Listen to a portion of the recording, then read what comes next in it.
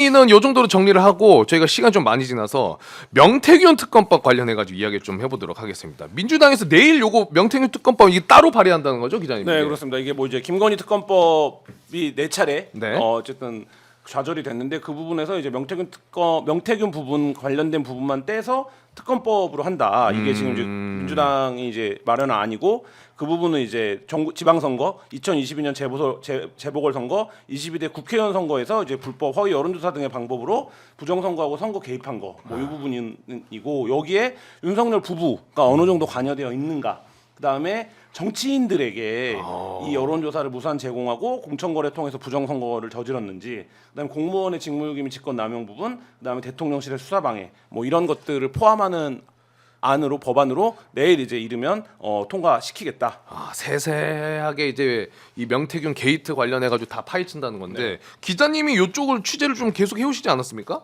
뭐 취재를 해왔죠. 예. 좀 어떻게 명태균 특검법을 일단 발의를 하면 네. 최상목이가 이거 어떻게 할지 이제 사실 예측하기는 뭐 예측이 아니라 그냥 정해진 수순. 이거 어떻게 해야 돼 최상목을 그러면 아니, 일단 김건희 특검법도 일단 최상목이 계속 거부를 한 거니까. 근데 명태균 특검법은 예를 들면 김건희 특검법도 윤석열이 구속됨으로써 국민의힘 내부에서 이거 이미 대통령이 구속됐고 선거 다시 하고 정권 어떻게 되면 수사할지 모르는데 우리가 여기에 특검으로 협조할 필요가 없다 이런 얘기들이 나온 거거든요. 그러니까 시기적으로 우리가 이걸 협조할 필요가 없다. 근데 그 이전에는 지금 이렇게 비상 상황이 되기 전에는 일부 의원들이 야 김건희는 그래도 털고 가야 되는 거 아니냐 이런 정서도 좀 있었는데 국힘에서도? 국힘 내부에서 네.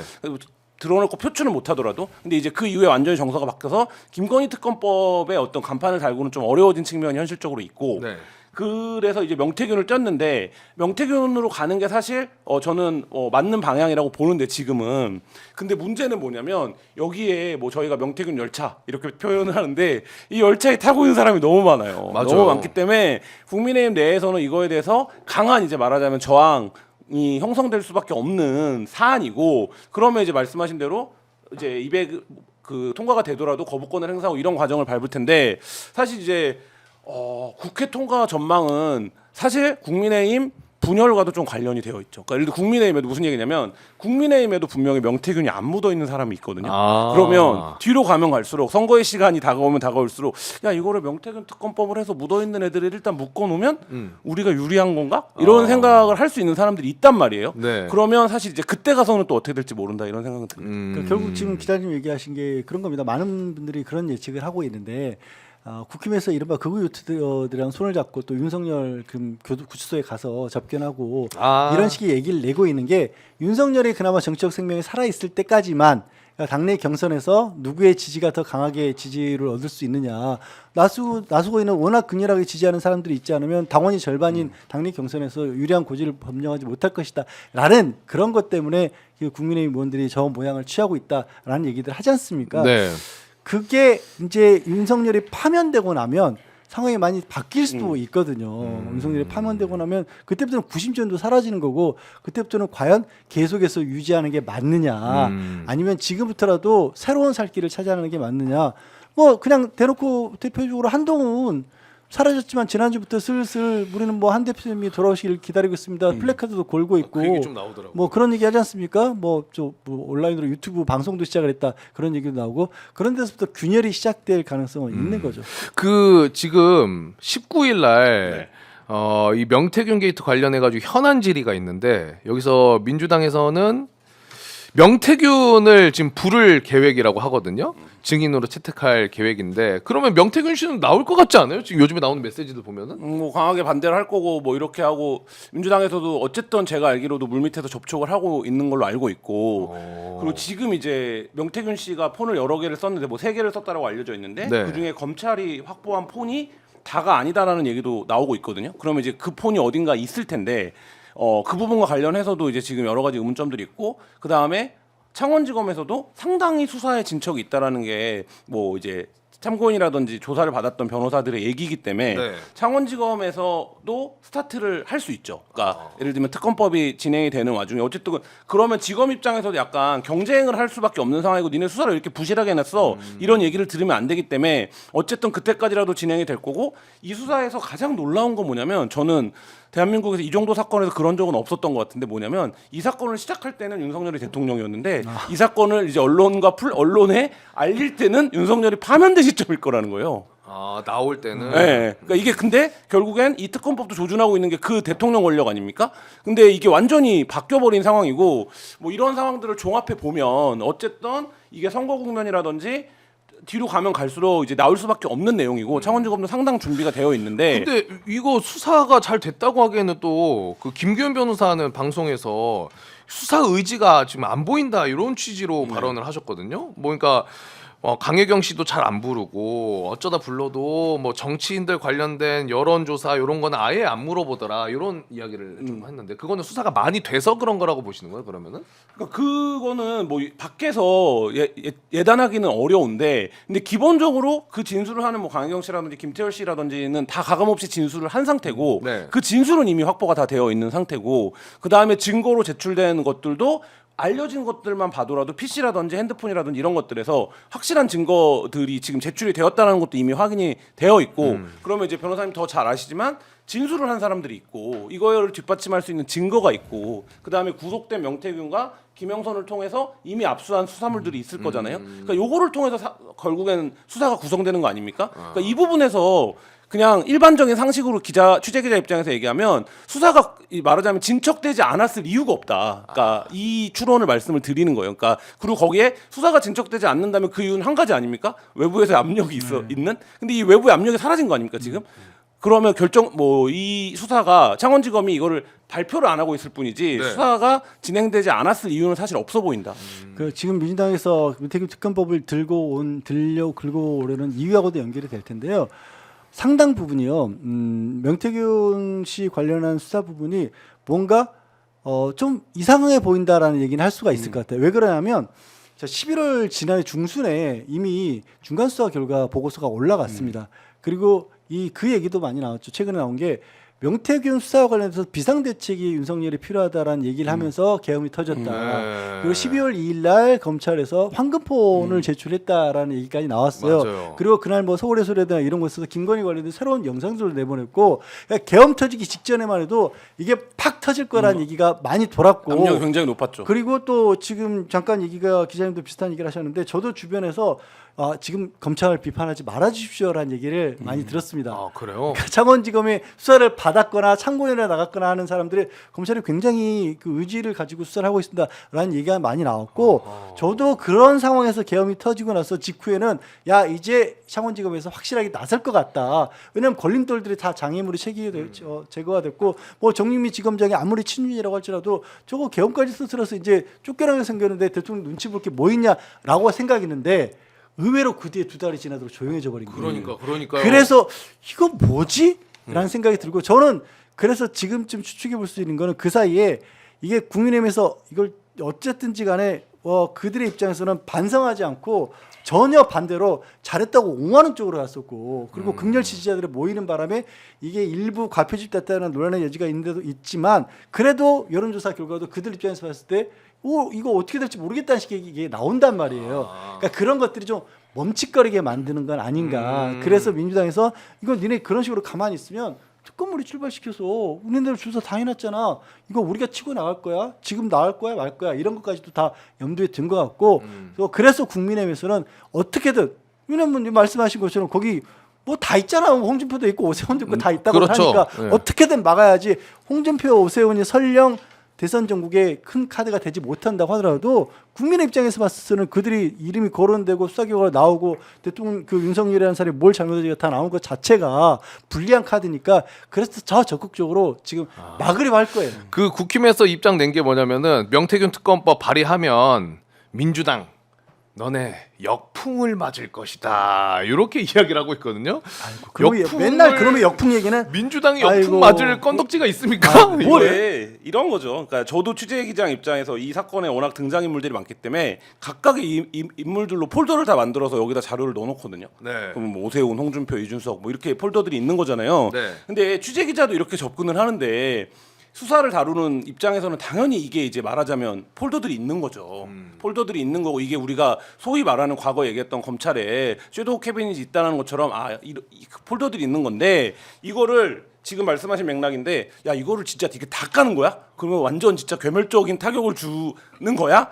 라는 거에서의 어떤 정무적인 판단이 하나 있을 수 있겠죠. 그리고 이게 그렇게 그 관점에서 놓고 보면 내란 수사와도 연관이 되어 보이는데 이 내란 수사와 관련해서 지금 대통령실에 대한 수사 이루어지지 않고 있죠. 네, 맞아요. 그다음에 행정부가 어떻게 움직였는지에 대해서 뭐 참고인 조사를 받았네, 소환을 비밀리에 했네라고 하지만 사실 이 부분에서 뚜렷한 성과는 지금 없는 거죠. 네. 그리고 검찰과 국정원, 국민의힘의 당일 계엄 해제 당시에 어떤 말하자면 커뮤니케이션이 있었는지에 대한 추경호. 부분도 안 하고 있죠. 네. 그러니까 사실 되게 정교하게 도려내고 있는 수사만 하고 있는 거거든요. 그러니까 예를 들면 정말 피할 수 없는 사람들, 피할 수 없는 범위까지만 하고 있고 그 바깥에 확장될 수 있는 범위들은 사실 지금 안 건드리고 있고 그게 보면 지금 너무 일이 많으니까 어쩔 수 없나 보다라고 하는데 사실 그 부분에서 최상목도 마찬가지고 여러 것들이 지금 방치되고 있는 건데 이 방치가 어쩔 수 없음이 아니라 의도적이거나 기술적인 방치를 통해서 시간이 가는 걸 수도 있는 거거든요. 근데 이 검찰 수사도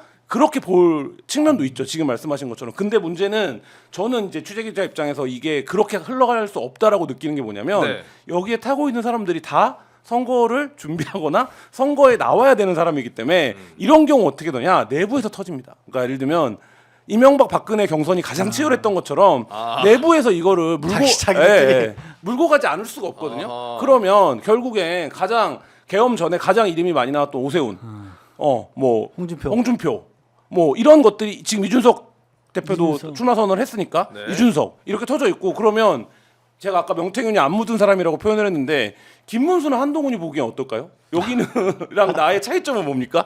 그러면 이거를 제기할 수밖에 없는 거고 그러면 결국 나온다. 그러니까 이런 거고 민주당도 지난번 이재명 이낙연 경선 과정에서 이재명 대표를 둘러싼 상당 부분의 문제들이 제기됐던 거 아닙니까? 그러니까 그 구도로 갈 수밖에 없고 이게 그러면 지금 국민의힘 구도 안에서 안 묻은 자와 묻은 자와의 싸움이 될 수밖에 없다. 그거 좀 재밌겠는데요. 되게 웃긴 게 한동훈 지금 전 대표는 또 이 와중에 또 굳이 김종인 전 비대위원장을 자기 편으로 끌어들였는데 김종인 전 비대위원장 거기로 가 있으면 또 거기까지 또 튑니다. 김종인. 그럼 진짜로 김문수밖에 안 남나? 그럼 진짜 진짜 김문수밖에 안 남나? 그렇죠. 근데 지금 국민의힘의 대통령 선거 경선 룰에 입각하면 상당히 이렇게 김문수예요. 만약에 김문수가 당내 경선에 참여해가지고 후보들 다 있는데 그 다들 그 명태균 씨 관련해서 괜찮나요? 한마디 하면은 이제 그러니까 손병호 게임 같은 거잖아요. 그러니까 명태균 아는 사람 접어 뭐 이런 거잖아요. 명태균이랑 밥 먹었다 접어 그런 걸로 명태균한테 여론조사 받았다 접어 이렇게 가면 몇 명 안 남는다는 거죠. 내부에서 터질 것이다 알아서 그렇게 이야기를 해주셨고 근데 그 아까 우리 기자님은 외부에 좀 압력이 작용할 수 있는 것들이 좀 좀 없어지지 않나요? 왜냐면 윤석열 제일 큰 압력은 사라진 거죠. 제일 큰 압력은 사라졌는데 그러면 요거는 좀 어떻게 봐야 돼요? 그 마찬가지로 김규현 변호사가 얘기한 것 중에 2월 3일 검찰 인사 때 창원지검에서 명태균 수사전담하는 평검사 4명 중에 3명이 전출을 갔다. 요 발언을 했거든요. 근데 요거는 그러면은 어떤 압력에 의한 게 아니라 그냥 뭐 형식적인 전출이라고 봐도 되는 부분입니까? 그거 자체를 다 정확하게 뭐다라고 얘기할 수는 없는데요. 그러니까 뭐 그런 어떤 의미들이 중첩되어 있을 텐데 근데 2월 3일이라고 하는 시점으로만 놓고 보면 이 수사팀 이거 요제 요 문장만 보면 수사팀의 해체인데 저는 2월 3일 이전에 아까 뭐 폴더 얘기도 드렸지만 상당한 수사들이 이미 할 수 있는 수사들은 이미 진척이 다 돼 있고 그거에 대해서 스타트 큐 사인이 없을 뿐이지 이런 상태가 아니었을까 싶고 근데 이거는 좋은 시그널이 아닌 거는 맞죠. 좋은 시그널이 아닌 그 지금 기억을 되돌려 보면 지난해 한참 이제 명태균 수사를 과연 이제 전반을 중앙지검에서 컨트롤하는 게 맞느냐 아니면 창원지검에 그대로 두고 있어야 되느냐 가지고도 왈가왈부 다툼이 있었는데 네. 그러니까 뭔가 검찰 내에서 석연치 않은 시도는 다른 건 아니고요. 검찰이 그냥 쉽게 말씀드려서 이재명 대표에게 유리한 결과를 어떤 식으로든 원할까요? 원하지 않을까요? 뭐가 됐든 윤석열을 이제 지워야 한다는 것만은 검찰로서는 피할 수 없는 숙제예요. 아마 가장 적극적으로 누구보다도 나서서 지울 거예요. 근데 그게 아닌 다음에 있어서는 검찰은 차기 권력을 누구를 생각할 것인가. 뭐 적극적으로는 아니어도 어떻게든지 뭔가 그쪽으로, 그리고 두 번째로는 혹시라도 검찰과 관련된 누군가가 연관돼 있다라고 한다라면 그 부분은 어떻게든 지우려고 하겠죠. 네. 이 명태균 게이트 관련해서 그러면 기자님 마지막으로 요것만 여쭤보겠습니다. 아까 이제 폴더별로 정리를 좀 이제 하신다고 했잖아요. 오세훈 폴더 있습니까? 있습니다. 홍준표 폴더? 있습니다. 이준석이 있을 거고. 네. 그리고 또 추가적으로 뭐 거기가 제일 큰 인물들이죠. 그리고 이제 나머지들도 있는데 왜 인물들도. 네. 근데 이제 중앙에서 그러니까 지금 앞으로 있는 정치 일정과 관련해서 제일 큰 이름들은 거기고 경남 지역에 있는 의원들은 저희가 이제 취재 과정에서 확인해서 이렇게 뭐 평시 같으면 다 말하자면 쓸만한 연관이 있는 사람들 굉장히 많고 한데 어쨌든 지금 중앙에서 있는 정치 이벤트와 관련해서는 그 정도 인물들이죠. 근데 명태균 게이트도 보면 내란이랑 똑같이 진짜 다 드러내야 될 것 같아. 다. 예를 들어 뭐 조은희 그리고 계엄 전에 핫했다가 계엄 때문에 지금 이게 약간 언급이 안 되는데 추경호도 의혹이 지금 나왔었잖아요. 그때 나왔죠. 무슨 대구 달성 관련해가지고 그 여의도 연구원 관련해서도 이슈가 많았고 지상호. 지상호도. 지금 제가 그냥 생각나 김진태 강원지사. 아, 김진태 있었고 그 지방선거에서 당선된 사람 중에 경남지사, 강원지사, 그 다음에 서울시장. 네. 그렇게 따지면 부산시장 이렇게 따지면 명태균 씨와 여론조사와 관련해서 관계를 어쨌든 맺었던 것으로 보이는 사람이 절반 이상이에요. 네. 그러면 엄청난 일입니다. 이 자체. 그리고 거기가 다 사실 잠재적 대권 주자로 분류되는 인물들이고 그 여기서 거슬러 올라가면 뭐가 되는 겁니까? 그때 대표를 했던 이준석 대표와의 관계, 그리고 사실상 이준석 대표를 만들었던 비대위원장을 했던 김종인 비대위원장과의 관계, 그다음에 지금 말씀하신 여의도 연구원장과의 관계, 그다음에 공천을 거래로 해서 뭐 했다는 국회의원들이 지금 이름이 거론된 것만 대략 한 10여 명이거든요. 그렇죠. 그러니까 국민의 입장에서는 사실 말씀하신 대로 거기도 내부적으로 윤석열은 끝났다는 건 다 알아요. 근데 그 바깥에 있는 지지 세력들의 코어들과 지금 어쨌든 손을 뗄 수가 없으니까 있는 건데 사실 이게 더 치명적인 문제죠. 그러니까 이 정당의 입장에서 놓고 보면. 그 코어들을 잘 달래서 자기들이 잘 보이면은 이 명태균 게이트가 터져도 보호를 해줄 거라는 생각인 거예요? 광장의 태극기가 수사권을 어떻게 보호해줍니까? 누구를 보호합니까? 아니 그러니까 여론적으로 아이 그래도 뭐 저는 윤석열 파면이 분기점이라고 봅니다. 그러니까 지금 뭐 국가인권위가 이런 사태, 태극기들이 이런 거, 그다음에 SNS나 인터넷 커뮤니티의 흐름 이런 것들이 굉장히 극우적이고 반동적이지만 결국엔 그게 그러니까 수그러드는 소멸되는 기점은 윤석열 파면 기점이라고 보고 파멸 기점이 되면 그 이후로는 좀 굉장히 다른 국면이 올 거다. 네. 어쨌든 이 19일 날 현안 질의 때 명태균 씨가 나온다면은 어떤 발언들을 할지. 근데 이 명태균 씨도 어디로 튈지를 모르는 사람이라 사실 이거 조금 뭐 기대 반 걱정 반이라고 해야 되나? 시청률은 역대급일 거라고 봅니다. 그러니까 명태균 씨가 또 항상 여러분 뭐 영상 보셨겠지만 말이 길어. 여기 갔다 저기 갔다 하는 습성이 있단 말이에요. 근데 그 와중에서 또 이렇게 다 뒤집어 보면 그 중에 또 걸질 만한 것들은 꼭 있어요. 그리고 최근에 이제 뭐 박bun계 지금 의원도 만났었고 뭐 초기에 계엄 직후에 박주민 의원도 만나러 약속도 잡았었고 본인 입장에서는 오히려 살 길은 민주당 쪽이라고 생각하는 부분들이 있어 보이거든요. 그렇게 놓고 본다면 만약에 실제로 출석해서 직언을 한다라고 한다라면 오히려 뭐 지금보다는 건질만한 것들이 나올 수도 있죠. 네. 벼르고 있다라고 하니까 근데 알 수 없어 그것도 진짜. 그러니까 지금까지 민주당이라든지 의혹 제기를 비판했던 게 뭡니까? 그러니까 그 얘기를 제기하고 있는 사람들은 명태균을 통해서 들은 만큼만 아는 거 아니냐. 이거가 이제 주요한 국민의힘의 비판 포인트였는데 만약에 명태균 씨가 등장을 한다면 이게 이제 소위 인터넷에서 말하는 본인 등판 아닙니까? 본인 등판이 되면 완전 판이 달라지죠. 본인 등판 플러스 본인의 다른 황금폰. 그렇죠. 거기에 남아 있는 뭐 가정하자면 녹취된 녹음 같은 거 이런 같은 것들 나오면 아주 뭐 그러면은 국힘 내부적으로도 진짜 명 안 묻은 사람들의 행동들을 좀 지켜볼 필요도 있겠네요. 그러면 확실히 또 지금 윤석열을 어떻게든 감싸고 있는 국힘 의원들조차도 또 돌아설 수도 있어요. 그렇죠, 언제 그랬냐는 듯이. 저 구치소 안 갔어요. 뭐 이랬을 거예요 아마. 간 사람들은 어쩔 수 없고 아니 이미. 앞에 구치소 앞에 다른 식당 갔어요. 뭐 이런 얘기 할 거예요. 말장난으로 그냥 끝까지. 아니 뭐 예. 그 뭐 시간은 다 됐는데 마지막으로 요거 하나만 여쭤보고 마무리하겠습니다.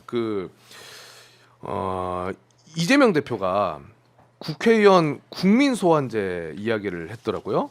근데 요거 관련해 가지고 이 사실 주민 소환제는 있는 제도죠. 네. 주민 우선이 소환제는 있습니다. 그게 이제 주민들이 투표해 가지고 선출직 공무원을 해직할 수 있는 제도. 그런데 이 국민 소환제는 국회의원 관련해 가지고 이제 국회의원도 국민들이 투표를 통해서 좀 이렇게 박탈하는 요게 이제 법적으로는 아직 없는 거잖아요. 없습니다. 근데 이제 이거를 도입하자. 그러니까 이재명 대표의 취지는 지금 상황을 봤었을 때도 그렇고 평소에도 우리 그냥 그런 말 많이 하죠. 저 사람은 4년에 한 번씩만 일한다.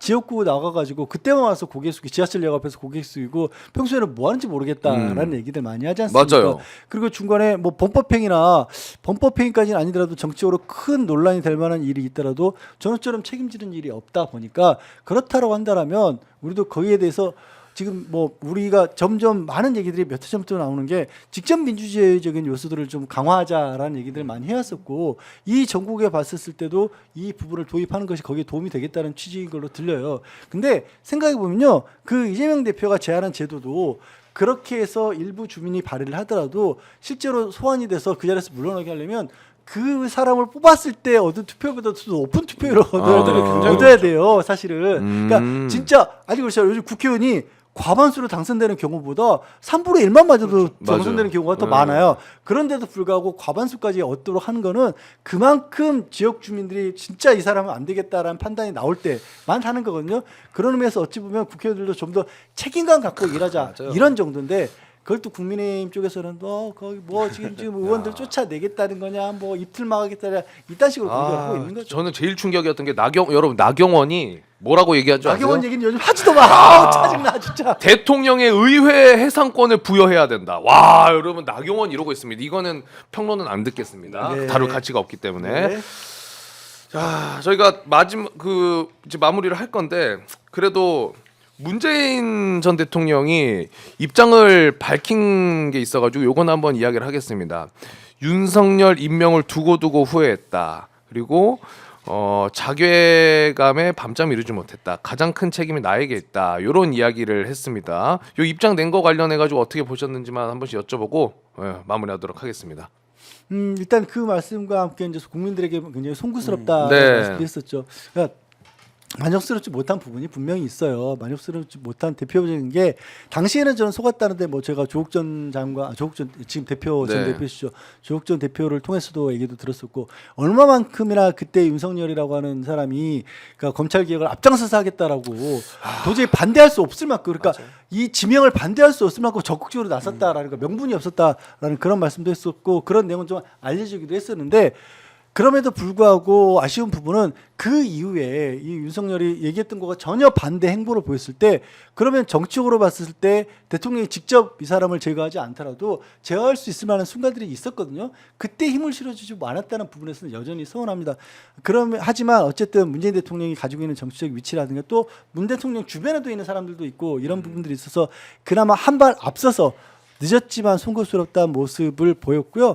이 중요한 시점에 이런 얘기를 이재명 대표를 향해서도 했다는 얘기는 이제는 좀 민주당 내에서도 그 엉뚱한 소리 하는 일도 좀 없었으면 좋겠다는 말씀을 오히려 좀 그 입장에서는 그러니까 아직도 여전히 이른바 친문이라고 하는 사람들이 바라보고 있는 입장에서는 그 말씀을 하신 것 같은데 또 친문계에서 또 이걸 또 거꾸로 쓰는 것 같아요. 여전히. 아, 그래요? 네, 또. 씁쓸합니다. 그것도. 아유, 네.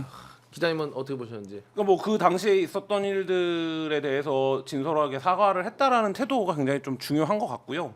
어쨌든 뭐 지나간 일이기 때문에 그걸 뭐 되돌릴 수도 없고 환원할 수도 없겠지만 그게 필요한 것 같고 그 부분에서 그냥 뭐 다 정리하셨으니까 가볍게 얘기하면 역시 인사에서 제일 중요한 건 같이 일했던 사람들에 대한 평판 조회다. 그러니까 평판 조회. 네, 평판 그때도 이제 평판이라는 얘기도 문재인 대통령 전 하셨는데, 그러니까 이제 뭐 그런 부분들이 됐으면 좀 좋았겠다 이런 아쉬움들은 있죠. 근데 윤석열이 진짜 뻔뻔하게 거짓말을 했기 때문에 뭐 파이널 4명 중에 유일하게 검찰 개혁 다 본인은 다 지지한다라고 뭐 얘기했다는 유일한 건, 정도가 네. 아니라 너무 적극적으로 얘기를 했고 근데 나중에 이제 이것도 후일담이지만 윤석열의 선배 검사들이 했던 얘기들이 그런 얘기더라고요. 어제 윤석열을 생각하고 오늘의 윤석열을 대처하려고 하면 그래서 윤석열한테 당한다.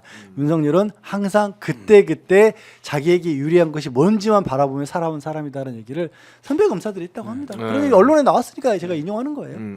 요 인터뷰를 한겨레에서 했나요? 네, 문재인 한겨레 인터뷰였죠. 전 대통령. 오.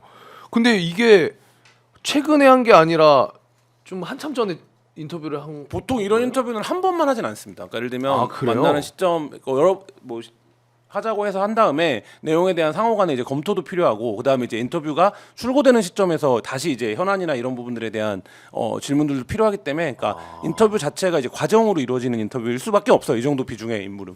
이번에도 동그라미 1번 달고 나왔던 것 네. 같은데 네. 시리즈로. 네. 그러면 더 나올. 네, 아마 그럴 겁니다. 그러니까 이거는 그냥 한번 만나가지고 인터뷰하고 나오는 게 아니라 에이, 미리 참. 쫙 해가지고. 저 처음 알았네. 그래요. 자, 알겠습니다. 오늘 뭐 다양한 이야기들 좀 나눠봤는데 오늘은 요 정도에서 마무리를 하면 좋을 것 같습니다. 늦은 시간에 함께해 주신 우리 변호사님, 기자님 두 분 너무 감사드리고요. 네, 네, 고맙습니다. 감사합니다. 저는 또 내일 저녁 9시에 생방송으로 찾아뵙도록 하겠습니다. 여러분 편안한 저녁 되시고요. 내일 뵐게요. 대단히 고맙습니다.